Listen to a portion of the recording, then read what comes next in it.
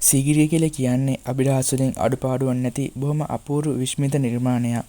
මේ කියන්න යන කතාව අපි වැඩියෙන් අහපු නැති පැත්තක් ගැන.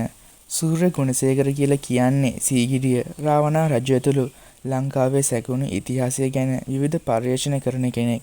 ඒ සම්බන්ධව මොහු බොහෝ පොත්පත් රචනා කරලා තියෙනවා. මේ මහත්මයා තරුණ කාලේ ඒ කියන්නේ 1960 ගණන් වල සීගිරියට ගිහිල්ලා තියෙනවා තව තරුණ කණ්ඩායමක් එක්ක විශේෂ ගවේෂණයකට. එහිදී එයාලා දවල්ට කන්න ගිහිල්ලා තියෙනවා සීගිරිය පේනමාන තියෙන පුංචි කටුමැටි ගෙදරකට. ඒ ගෙදර මිදුලේ හිටියලු වයසක සීයා කෙනෙක්. ඉතින් මේ කට්ටිය කාලා එළියට ආපු වෙලාවේ මෙයාලා ඒ සීයාත් එක්ක කතාවට වැටිලා තියෙනවා. ඒ සීයා දැනගත්තලු මේ කට්ටිය ඇවිල්ලා තියෙන්නේ සීගිරිය ගැන හොයන්න කියලා. ඒ අතරතුර තමයි මේ කතාව කියලා තියෙන්නේ. මහත්මයාලා දන්නවද මම ඉස්සර අන්ධ කෙනෙක් නෙවෙයි. මට මෙහෙම උනේ මහ විශාල පවකට සම්මාදන් වෙන්න සිදු වුණු නිසා. මෙහෙම කිව්වම මේ කට්ටිය අඳුම් කුඳුම් වුණාලු. මොකද්ද සීයේ උනේ? මහත්මයාලට කියන්න මම HCP බෙල් මහත්මයාගේ කාලේ මෙතන සීගිරියේ එයා යටතේ කැණීම් වලට අත්උදව් දුන්නු සේවකියෙක්. ඒ කාලේ හිටපු අයගෙන් දැන් මම විතරයි ඉතුරු. HCP බෙල් කියලා කියන්නේ ලංකාවේ මුල්ම පුරාවිද්‍යා අධ්‍යක්ෂ ජනරාල්වරයා. ඔහු බ්‍රිතාන්‍ය ජාතිකයෙක්.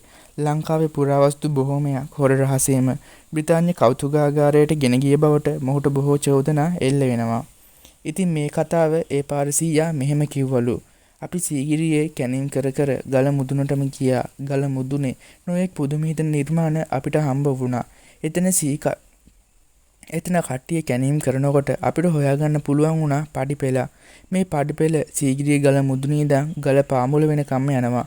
ගල ඇතුලෙන් ඒ ගැන හාන් කමිසයක්වත් පිටට නම් පේන්නේ නැහැ. පඩිපෙළේ තනින් තන ගිමන් නිවන කාමර තිබුණා.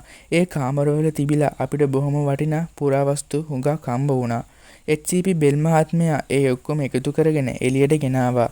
පස්සේ අපිට කිව්වා ඒ පඩිපෙළේ ගල මුදුන දොරකට කොන්ක්‍රීට් දාලා සම්පූර්ණයෙන්ම වහන්න කියලා. අපිට පුදුම හිතුණා. ඒත් අපි කිව්ව විදිහට කළා. එදායින් පස්සේ ඒ වැඩේට ගිය අපි කිසි කෙනෙකුට හොඳක් නම් සිද්ධ වුණේ නැහැ. සමහරු ලෙඩ වුණා. සමහරු සතා සිව්පව ගහලා මැරුණා. ගහක් ගලක් වගේ හිටපු මම එක දවසක් උදේ නැගිට්ටේ මෙහෙම අන්ධයෙකු වෙලා. මෙහෙම කිව්ව මේ සීයා අඬන්න පටන් ගත්තලු. ඉතින් මේ කතාවේ ඇත්ත නැත්ත ඔයාලම තීරණය කරන්න. මේ වීඩියෝ එක හොඳයි කියලා හිතුණා නම් වීඩියෝ එක ලයික් කරලා channel එක subscribe කරන්න. ඔයාලට සුබ දවසක්.